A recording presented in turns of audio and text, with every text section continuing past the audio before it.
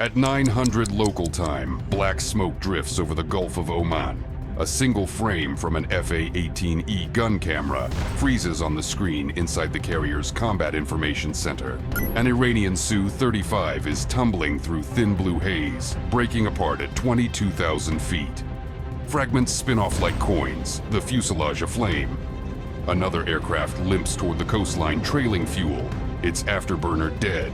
The timestamp reads January 21st, 2026, 0757. Someone whispers the number twice. The room is silent, except for the buzz of cooling fans. Everyone knows the coordinates, 30 miles east of the Strait of Hormuz. No one can explain how the radio calls went wrong. For 7 minutes, it looked like the opening of a war. At 0742, 15 minutes before that frame, two contrails run toward each other over calm water.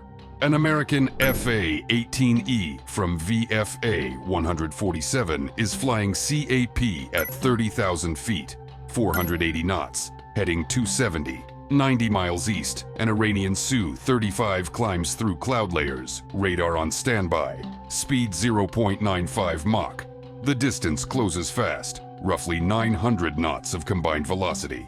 The Gulf below is mirror flat, no ships visible. Both aircraft carry live AIM-120C and R-77 missiles. The radio is clear, then a soft pulse appears on the AWACS feed at 074321. One blip flashes brighter, then fades. The American radar operator, call sign Razor, leans in. Possible fire control activation. His words are calm, but the tone tightens. On board the Su-35, the Iranian pilot toggles his N011M radar for a quick calibration sweep. 5-second burst, 15-degree cone.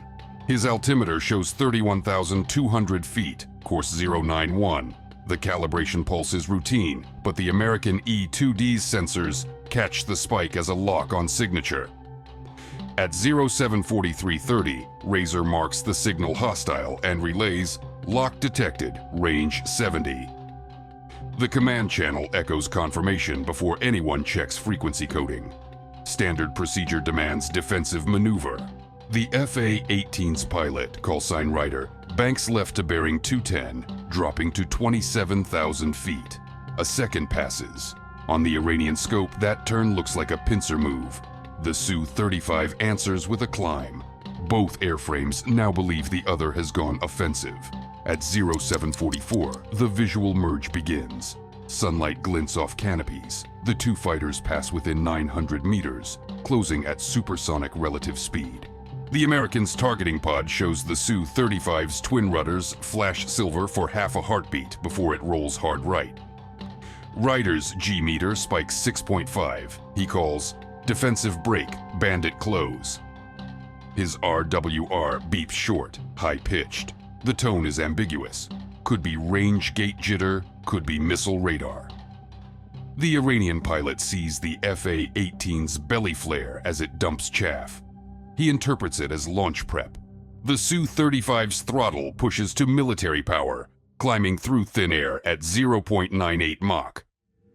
Both pilots are technically correct, each reading a defense as attack. At 0745, inside the USS Eisenhower's Combat Center, the carrier air controller watches green symbols overlap on his 3D radar map. The AWACS feed lags by 35 seconds. Voice circuits are routed through encrypted satellite links that add another 90. The controller transmits, "Ryder, maintain defensive only," but the transmission fragments under encryption load. In the FA-18 cockpit, only two words punch through the static: maintain, free. Ryder hears the second word and assumes weapons release has been cleared. He selects AMRAAM on his right MFD. The radar crosshair steadies at 8 nautical miles. The tone locks steady. He does not fire, but the system logs missile readiness. On Iranian sensors, the FA-18 now registers as armed active. 074610. On the Iranian ground radar net near Chabahar, controllers see multiple high-speed traces forming a wedge shape from the west. They're the second USCAP pair, climbing from 18,000 feet. Iranian command orders two MiG-29s to scramble for coverage. Altitude separation is intended, 30,000 for Su-35s, 20,000 for MiGs. But data link compression merges tracks. On the American side, AWACS sees 6 unknowns where there should be 3. The operator flags multi-ship formation inbound. Both sides issue simultaneous reinforcement orders.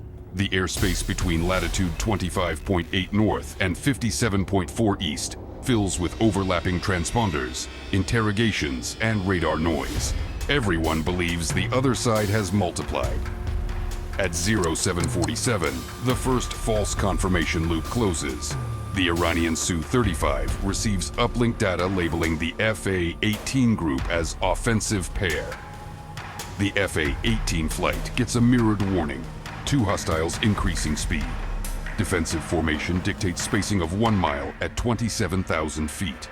Both teams tighten instead, narrowing distance to 0.6 of a mile. This geometry looks on radar like attack compression. Iranian pilots switch to visual IDs. Through the canopy, they see contrails curling downward. On their HUDs, missile range gates flicker to solid. At the same time, American radar screens show 2 new returns, ghost echoes from overlapping frequencies. The command centers believe they see missile climbs. At 074805, the US E-2D sends an updated data burst. Because of timestamp desynchronization, the packet repeats an earlier advisory labeled weapons-free training mode. The system believes it is correcting a previous mistag, but the old phrase passes straight through the network. Every American cockpit sees the words appear in amber text, Weapons-Free X. The small abbreviation for exercise is cut off by line spacing. One pilot reads, Weapons-Free. He transmits confirmation. The phrase bounces across the net. Iranian SIGINT posts intercept fragments, English words mixed with noise, but the key phrase is unmistakable. Tehran Command interprets it as authorization for engagement, 0749. The Su-35's pilot receives order to shadow and hold. He banks left, attempting to reposition at 29,000 feet, speed 450 knots. On the FA-18's radar, the movement forms a spike toward his flank. The threat computer labels it active pursuit. Rider's threat display shifts from yellow to red. His RWR tone goes solid. He releases a flare burst, no missile yet. The infrared bloom shows on Iranian sensors as launch signature. The Su-35 dumps counter flares and dives. For the first time in the sequence, someone pulls the trigger. The Iranian fires an R-77 at maximum range, 20 miles, head-on aspect. The missile seeker never locks, but its ignition plume is visible from the American wing camera. The fireball confirms every fear. 074936.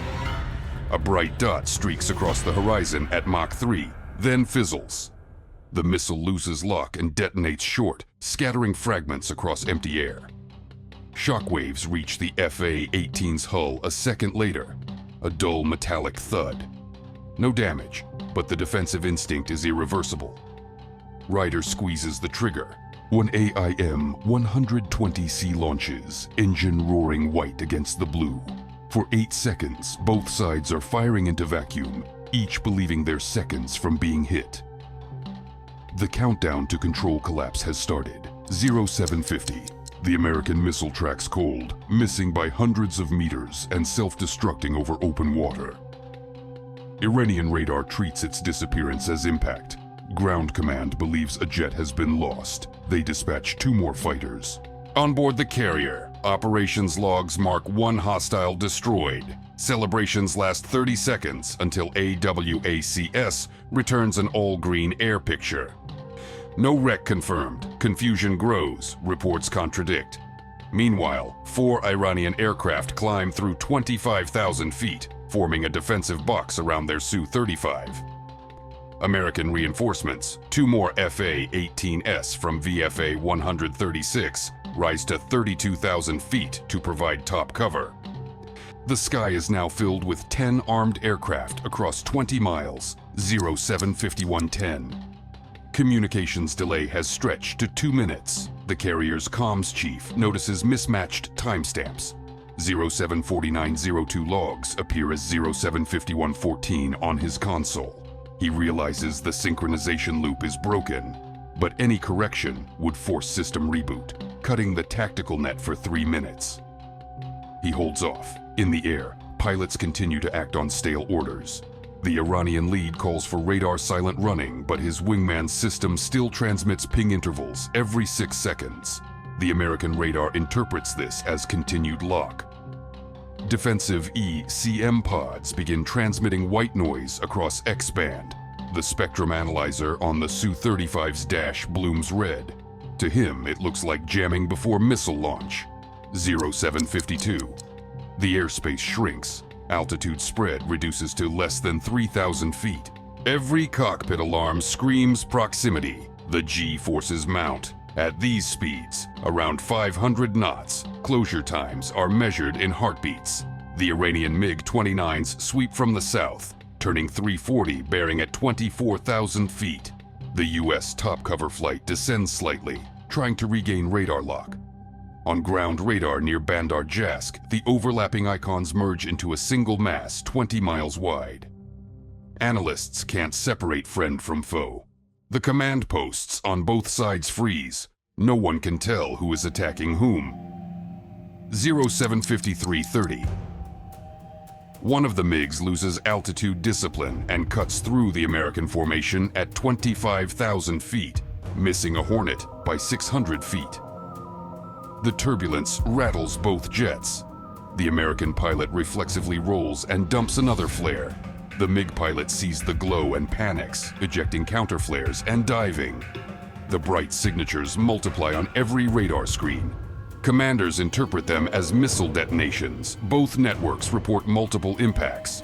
Orders go out to withdraw, but they arrive to cockpits as garbled static. No one is hearing the same thing at the same second. 0754. The Iranian Su-35's threat receiver suddenly goes silent. Its antenna, overloaded by ECM, drops to zero input. The absence of noise feels like stealth. The pilot assumes he's been radar painted by an A-18 using passive targeting. He deploys his final chaff cartridge and dives to sea level at Mach 1.0. The American lead interprets the dive as escape toward missile frigates along the coast. He follows. Altitude falls from 28,000 to 2,000 feet in 20 seconds. G-forces clamp down. Warning lights bloom. The jets skim 50 meters above the water. Vapor trails twist off wingtips. 075512. Both aircraft are inside 10 nautical miles. Radar cones intersect. Each system produces automatic countermeasure prompts. On the F-A-18's dash, threat high flashes red. On the Su-35, missile lock detected. Neither is true.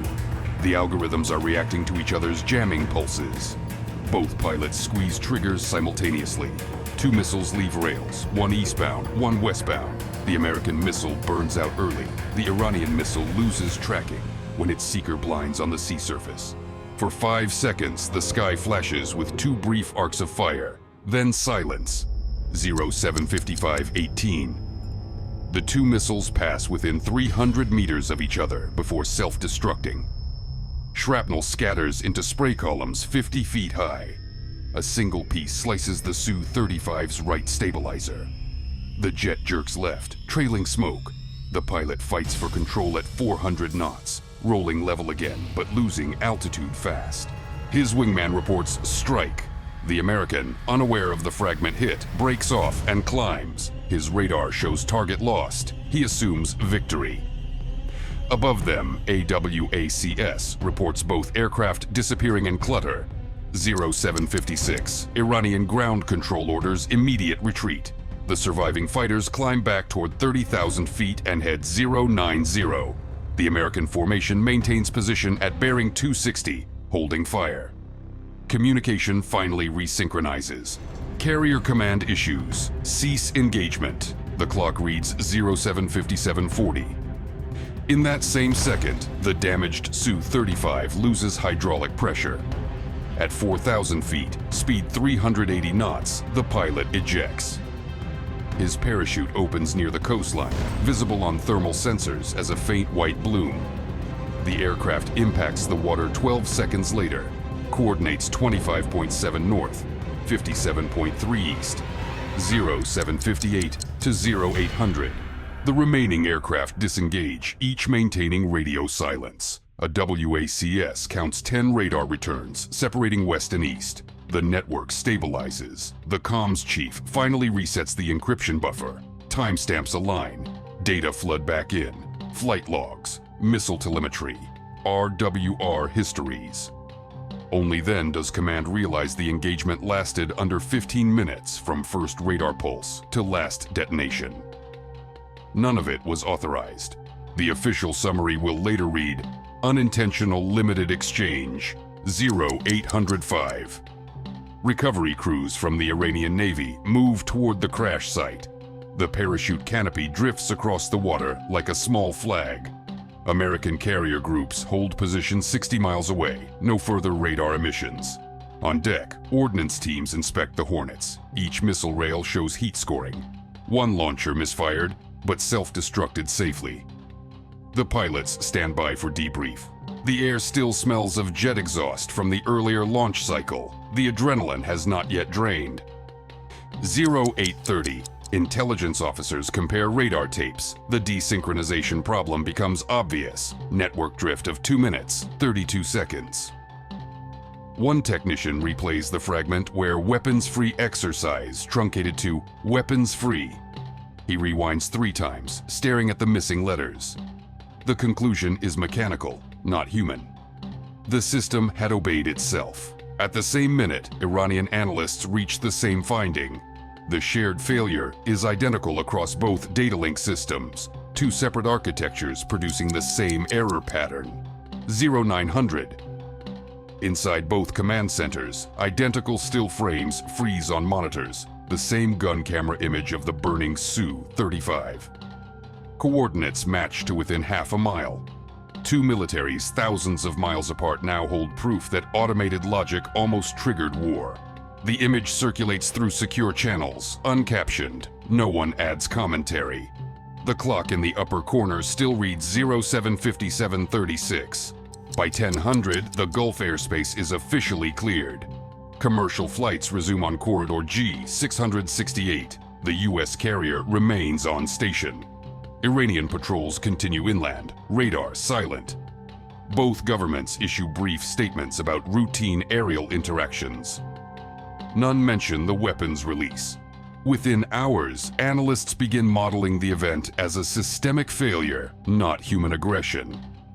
Still, the tactical record shows 8 missiles launched, 1 aircraft destroyed, 0 confirmed hits. At 1100, the Eisenhower's Bridgewatch logs surface calm at 12 knots, heading 290. Debrief continues in the secure room. Engineers dismantle the encrypted router that caused the delay. Its clock chip is tested. It runs slow by 0.14 seconds per minute. Across the water, Iranian technicians measure identical drift on their ground control server. The same component, same manufacturer, same tolerance flaw. A fraction of a second miscounted over an hour had translated into a chain of false confirmations. By 1200, both nations' analysts finish initial summaries. The physical outcome is simple. 1 jet down, no casualties beyond material loss. But the strategic residue is heavier. Commanders on both sides now face proof that mechanical latency can mimic intent. The airspace above the Strait of Hormuz has turned into a digital minefield, where every pulse, every calibration sweep could be mistaken for an attack. The cost of control has become measurable in milliseconds. 1300. The U.S. task force sets communications relay to manual mode. Iranian radar sites switch to optical tracking. No one trusts automation. Engineers calculate the probability of identical drift recurring, less than 1 in a million. But probability is no longer comfort. The after-action report closes with a single observation, time-stamped 0742 to 0757. Contact initiated, contact terminated. Between those two lines lies every flare, tone, and shockwave that almost reshaped the region. The log ends. The sea remains still. The sensors keep watching.